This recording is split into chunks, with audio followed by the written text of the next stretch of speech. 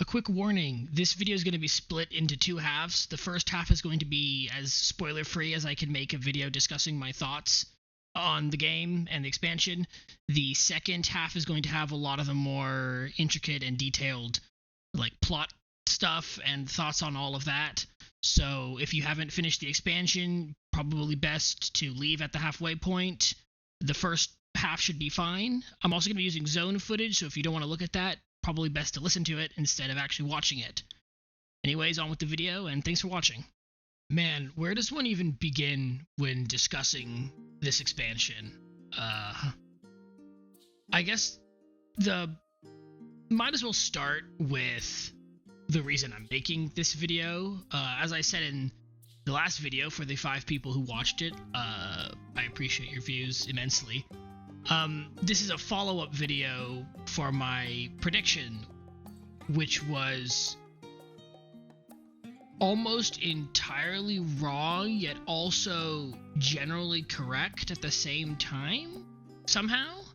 I hit a lot of the story beats in a general sense, but largely I was completely off base on a lot of things, but I can't really get into that without spoilers, so I'll talk about that later.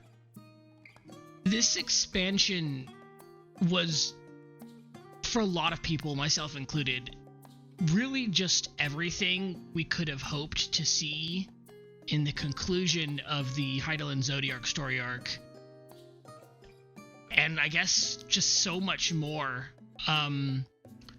Just the quality of the writing was incredibly well done, and as usual, Soken hit it out of the park with the music. Every track was incredible.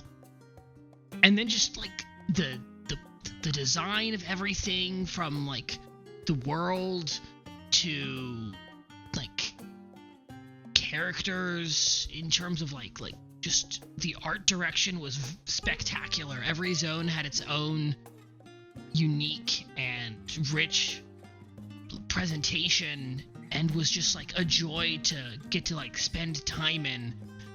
There's one zone in specific that I think a lot of people really liked. I can't show because it's that zone from all the teaser material that Yoshi P said would spoil the entire story if he showed it off, and I mean he's kind of right. And the moon was pretty cool too. It was actually astounding that the moon only marked the halfway point of the story. That was nuts. There was just so much more after that. And one thing I kind of did in passing in the last video was I kind of made light of Estinian and Urianger's character development potential, as well as in passing kind of made light of Moonbreeda's character. And honestly, that was a huge misstep on my part.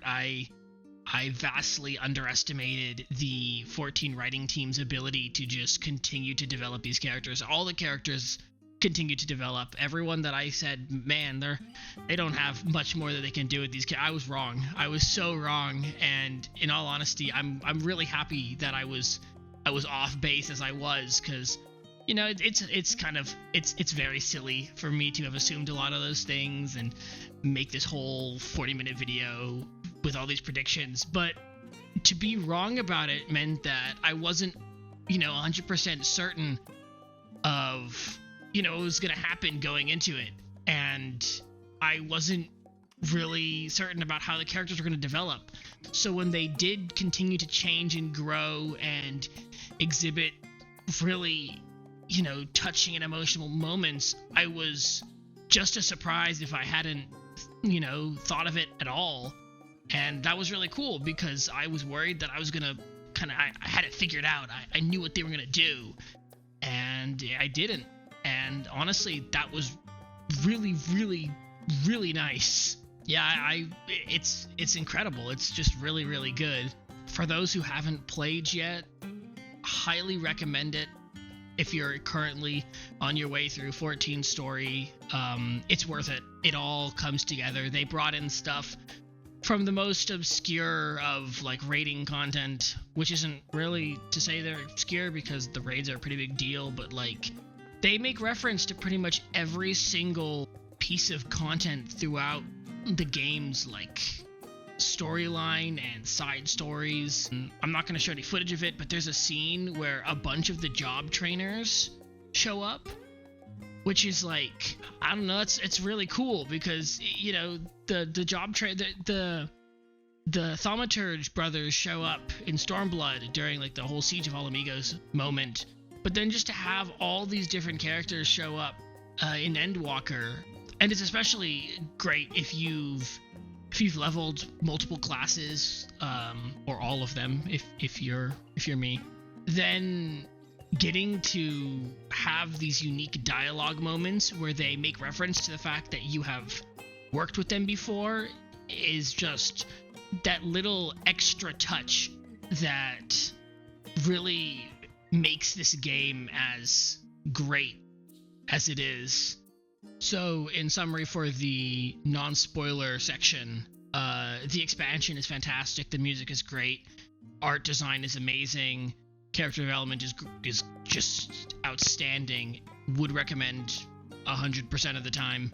Play it if you haven't, you really should. It's very, very good. Well, okay, provided that you can get in with the server congestion as it is. Okay, here's your big spoiler section starting warning.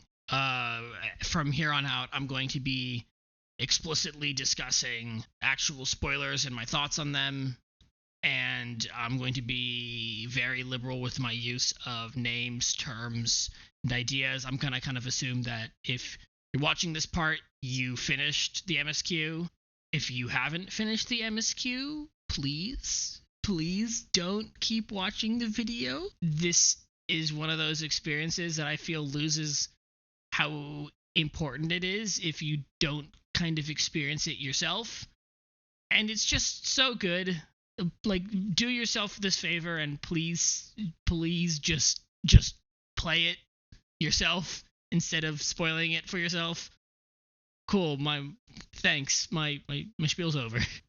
So I don't want to make this video too overlong like the last one was, so I'm going to just kind of cover what I thought was some of the most fascinating or cool or interesting parts. So I thought that the amount of story before the final days was really cool.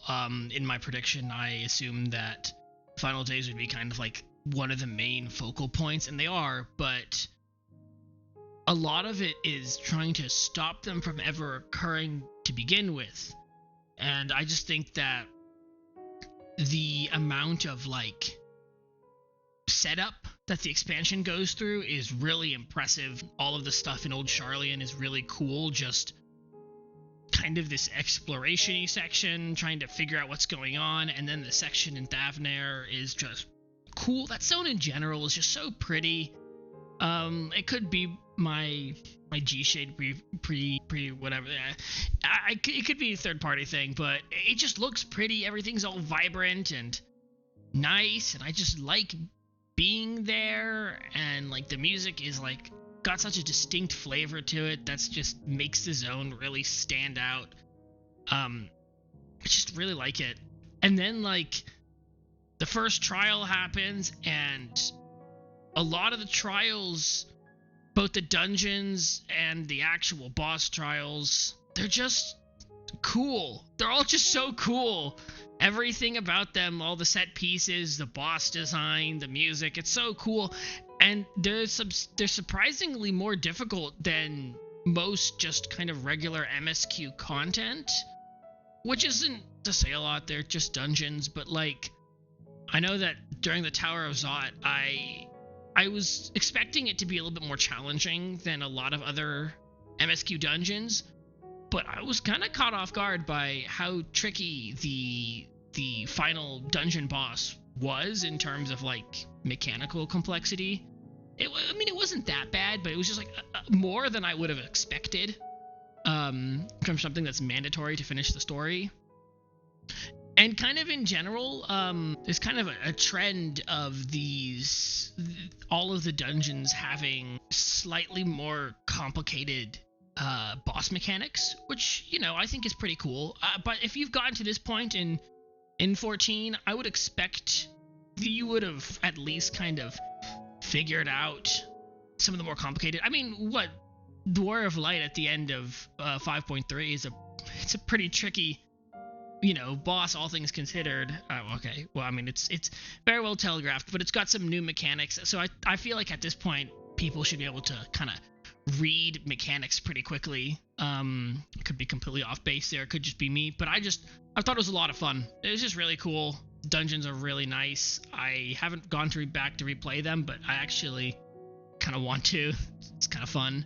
Oh, and speaking of boss duties, the trials themselves, since we're in the spoiler section, like the fights against Zodiac, Heidelin, and then the Endsinger are like, oh my god, they're nuts. They're so cool. And then the Heidelin fight has like it's a trust trial, so you can actually bring the Scions in to fight with you, and that section's just so cool because like if you've done that part, you like notice that, like, man, the Scions are kind of stupid during this fight, but then they, like, as the fight goes on, they learn, and like their dialogue talks about how they they mention like that they're learning the mechanics as you go, and by the end they've got it all down. Well, maybe you don't have it quite as down as they do.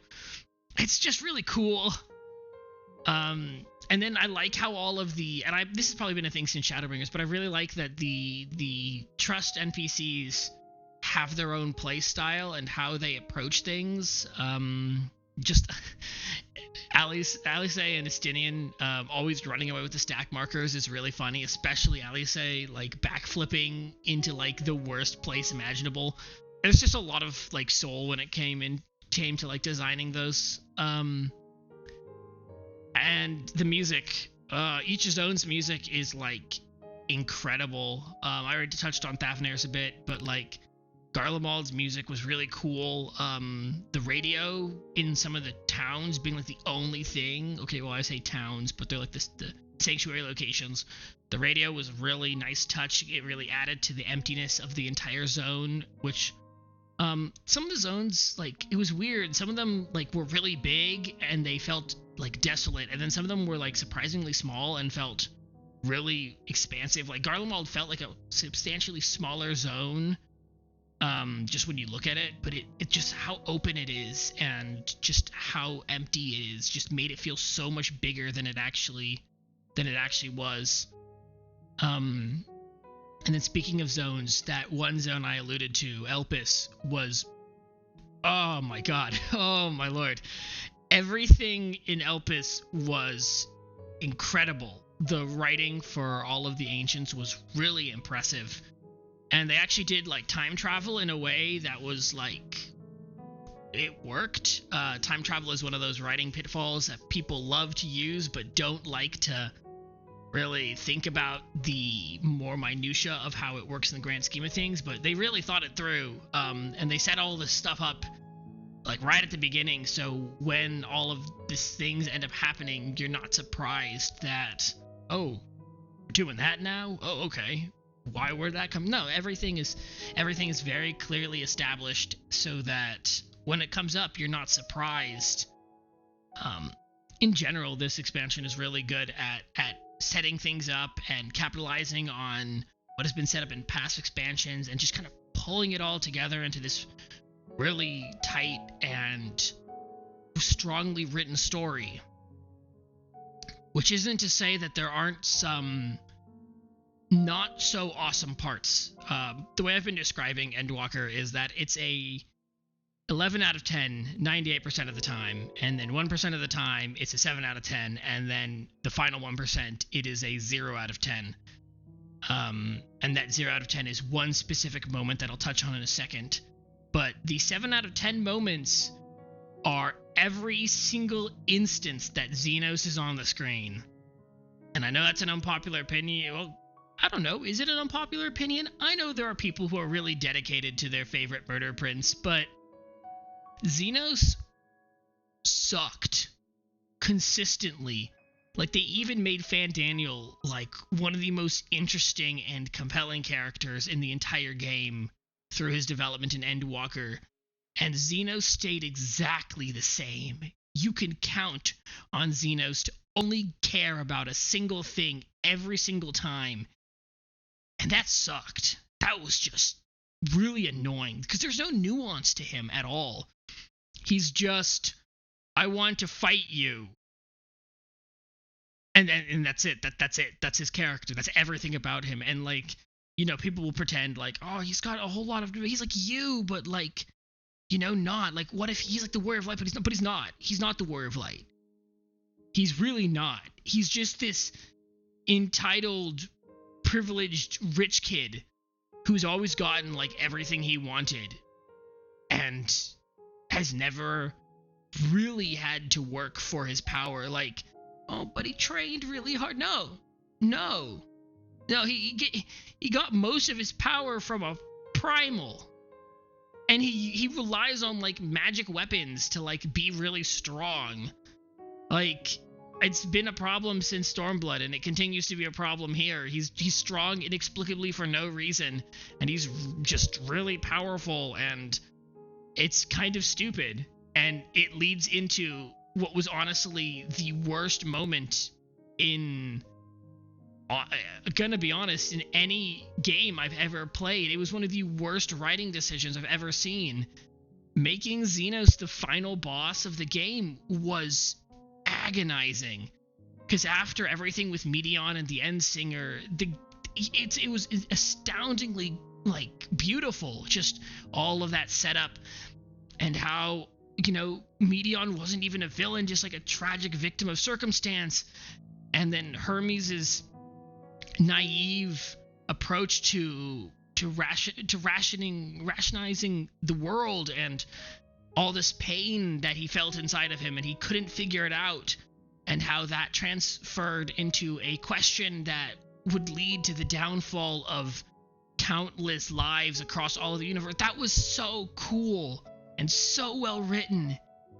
And then Xenos bursts through the oh my god.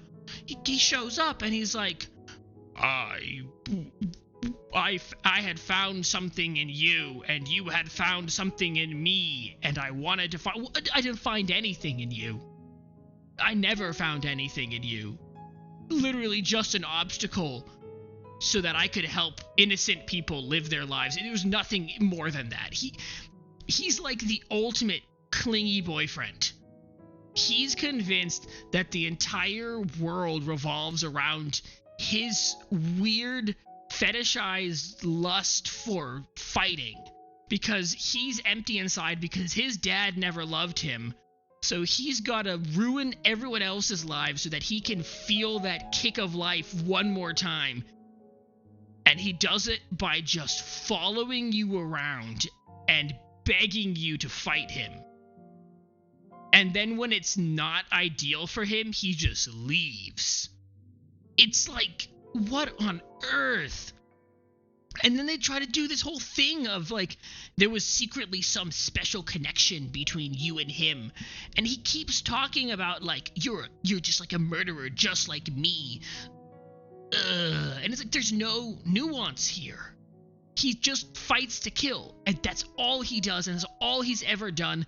And every single thing he says in the end of the game, it's just hollow. And the final fight, I was bored the whole time. The music was like going nuts. And mechanically, this one-on-one fight was really impressive and really cool, and I didn't care. I could not bring myself to care in the slightest about what was going on. I just didn't. I couldn't.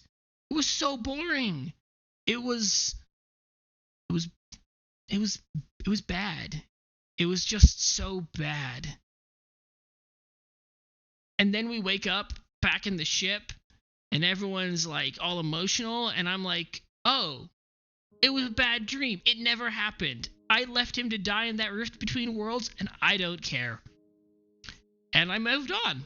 And the finishing, the finale with everyone meeting you and, you know, welcome home, all those, like, nice, good-feeling moments were great. And I could just forget that this trash-tier character ever existed.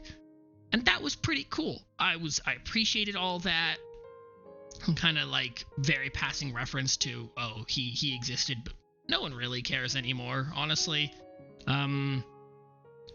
Yeah, everything after that and before that was great, and just for like 10 minutes the game was garbage, but it's okay. You can kind of forget, especially with that whole string of the Ultima Thule zone was just stupendous. And sure, like, it was kind of predictable with the scions disappear and then they, it's clear they're gonna come back, but it was still like a culmination of all of their characters to make that choice actively and put themselves in that position. The twins especially was incredibly emotional because, Alphinaud's resolved, but Alice isn't quite certain. But it's not because she's not willing to sacrifice herself. It's because she's worried about what will happen when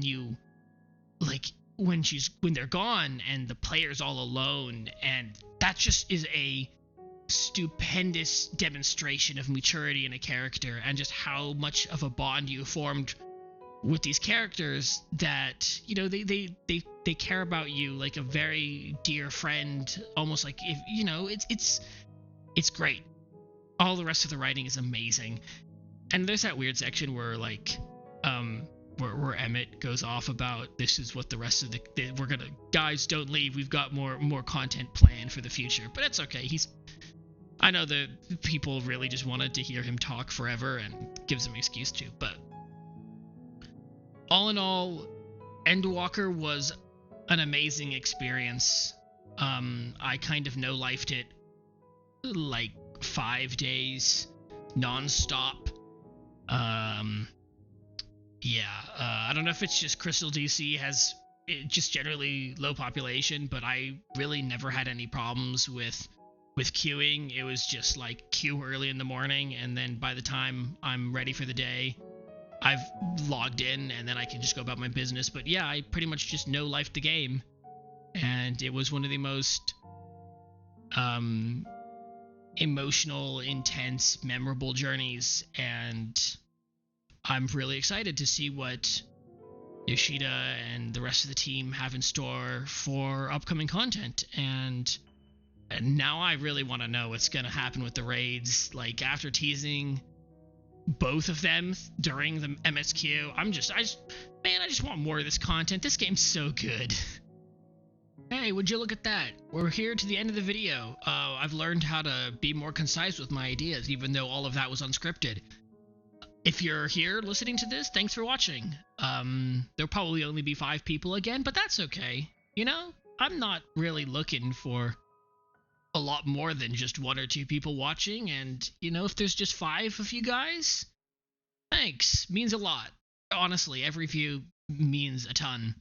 And if you liked this weird rambly ranting video, it wasn't even a rant, it was just me talking about what I liked about the game. If you liked that, got the like button. And if you didn't, no one will know because they removed dislikes, and that was kind of weird.